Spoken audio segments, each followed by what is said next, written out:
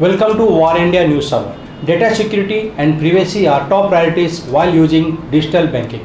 Data security and privacy are top priorities while using digital banking following the COVID-19 pandemic. In the coming days, banks are expected to launch more cybersecurity and privacy features. The sharp rise in the number of scams during the pandemic has contributed to this fear. The scammers and fraudsters potentially have access to some of the data which has been lost over the last few years. Now they are combining this with social engineering skills. The increased sophistication and targeted attack brings consumers and banks at risk. Now banks also finds difficulty to differentiate between the good and bad actors. There is urgency for banks to increase their digital transformation and do so at pace. On the digital transformation side, we can see financial institutions moving to cloud, including industry-specific cloud, as well as adopting emerging technologies like artificial intelligence and data analytics, and overall much cleverer solutions end-to-end in the context of security. Quite often, that means that financial institutions will need to use trusted solutions from third parties and do that at pace, so they do not have to spend 12 to 24 months validating those solutions. The pandemic pushed more customers towards digital banking, bringing these concerns to the forefront.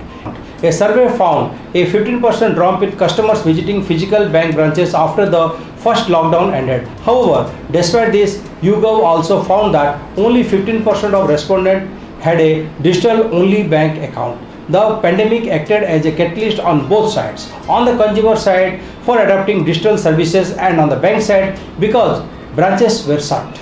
They had to find more innovative ways to enhance self-service channels. Additionally, younger groups were more likely to be interested in AI being incorporated in their banking. One element of this AI service is chatbots and other text-based messaging services. Let's look into today's headline in War India. China says all crypto-related transactions are illegal, must be banned. China's central bank has raised that all cryptocurrency-related transactions are illegal and must be banned. It says that cryptocurrencies including Bitcoin and Ether are not fiat currency and cannot be circulated in the market, People's Bank of China stated. All crypto-related transactions including services provided by offshore exchanges to domestic residents are illicit financial activities, it says. It has raised concerns around national security and safety of people's assets. The world's most populated nation also said that foreign exchanges are banned from providing services to users in the country. Earlier this month, China turned its sights on cryptocurrency miners, with the National Development Reform Commission targeting those who attempt to disguise themselves as data researchers or storage facilities.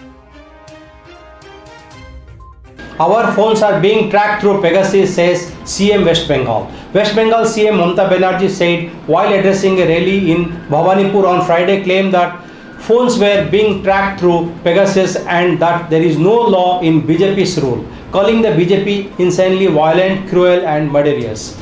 Banerjee alleged that BJP is doing hooliganism daily.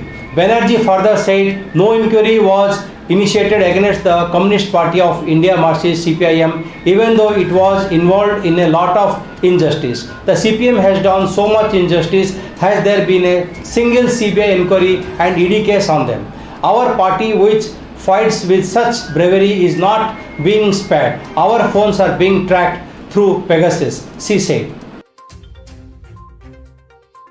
Google is threatening us, says CCI after Google alleges leak of confidential report. Google has threatened to sue the Competition Commission of India (CCI) over the leak of a confidential report linked to an investigation, the antitrust authority told Delhi High Court. The Delhi High Court allowed urgent listing of the plea filed by Google over the leak of the report. After Google moved Delhi High Court against alleged leak of Competition Commission of India's report on investigation against the company, the antitrust body told the court. Honeywell to train 15,000 students in 3 years in AI, ML and data analytics. Despite the ongoing Honeywell to train 15,000 students in 3 years of AI, ML and data analytics. Despite the ongoing skill issues in the technology industry in India, Ashish Gaikwad, President Honeywell India, said he is bullish on the opportunities the country offers, including its wide pool of engineers and technicians. The caveat, however, remains the lack of knowledge and training of this potential talent in modern technologies that run the industries. Gaikwad says his plan to make around 15,000 students industry ready over the next 3 years, and how these technological skills are pivotal for business like Honeywell to chart future roadmap.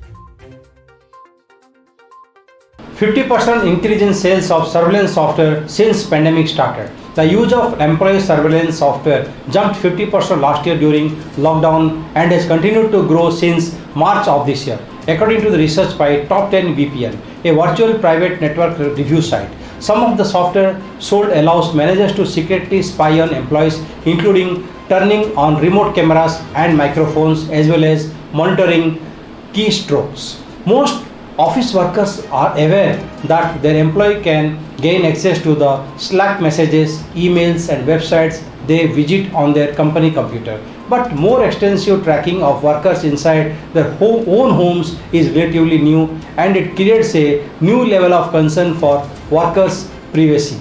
An expert says sometimes people are aware, but sometimes the tools are extremely hidden.